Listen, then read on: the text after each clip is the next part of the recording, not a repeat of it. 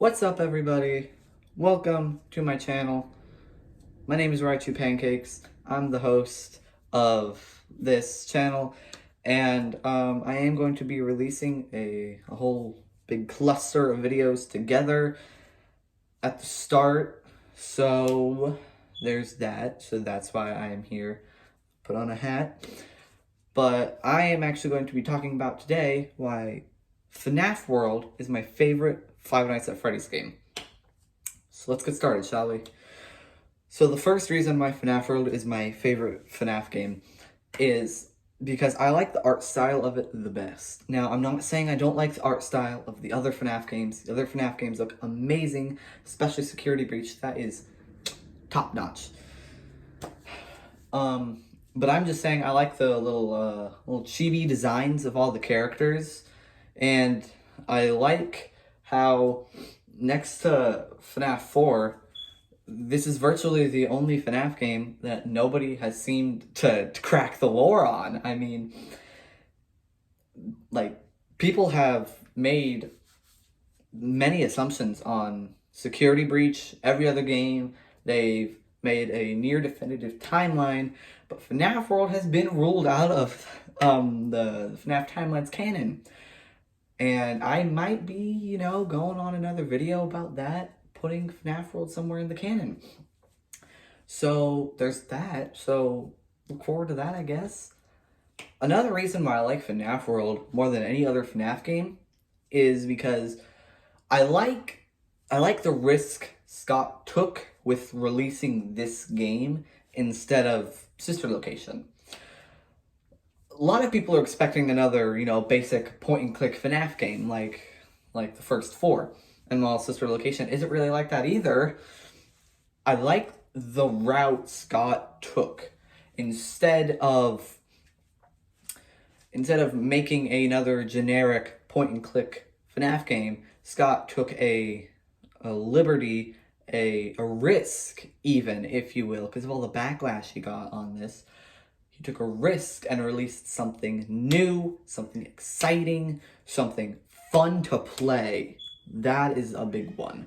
All the FNAF games, you play it once, and you can play it again, and you may get different things.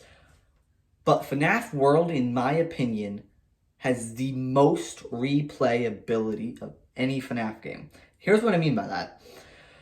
So, for the first two FNAF games, there was only one ending. Where, you got past your 5 nights, you made some extra nights, you got fired. FNAF 3, there was the good ending and the bad ending. Now, the good ending and the bad ending, that was cool, that was fun, that was exciting. It gave people a new perspective. FNAF 4 came along, and there was, I guess there was only one ending, but it opened up a lot of doors for lore. Skip over to FNAF Sister Location. There was a good and a bad ending, where you get scooped, where you don't get scooped. FNAF 6, there were 6 endings that you could get. All have different things to do. Ultimate Custom Night, I don't really count replayability on that game if there's never an end to it, really. Like the other FNAF games, there's 5 nights, that's the end. But Ultimate Custom Night, it's no end. Security Breach has 6 endings, just like FNAF 6. But FNAF World, now let's not forget we're talking about FNAF World here in this video. FNAF World has dozens of characters to choose from. So that already makes the game super replayable. Because, you can replay the game, but set different limitations on yourself. My best example of this is the YouTuber Dark, and he's awesome. Shout out to him. He does FNAF World stuff sometimes. By sometimes, I mean most of the time.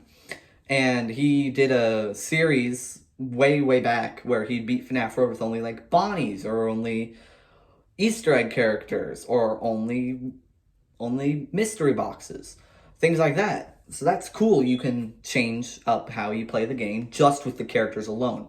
Now, moving past the characters, there are the different trophies you can collect. There's one for dying at Old Man Consequences. There's one for talking to Fredbear with Fredbear at the head of your party. That's confusing. There's one for beating Chica's Magic Rainbow. one for being security, one for beating Scott himself. There's all sorts of different things. And there's even minor ones, like getting the pearl 5 times in Dee Dee's fishing. So FNAF World has the most replayability, in my opinion, out of every FNAF game. One last thing I really like about FNAF World that I'll put into this video is it's probably the only FNAF game that really got an update, per se. Now, the other games, especially Security Breach, they did get patches to fix things, but no big update, you know? There was the Curse of Dreadbear DLC for FNAF Help Wanted, and I will admit that is very cool. But really what I'm looking for is... Really what I'm looking for is something like you play the game, you know, you're having a blast, and then you update the game, and then there's more stuff to enjoy. And that is exactly that's exactly how I feel with the Update 2 things. Adding the Halloween Backstage, Chica's Magic Rainbow, the whole Purple Guy Slayer thing. That is awesome. I love that. And, well, that's just a couple of things that I thought of off the top of my head that I really love FNAF World for. And I'll see y'all in next video. Have a good day.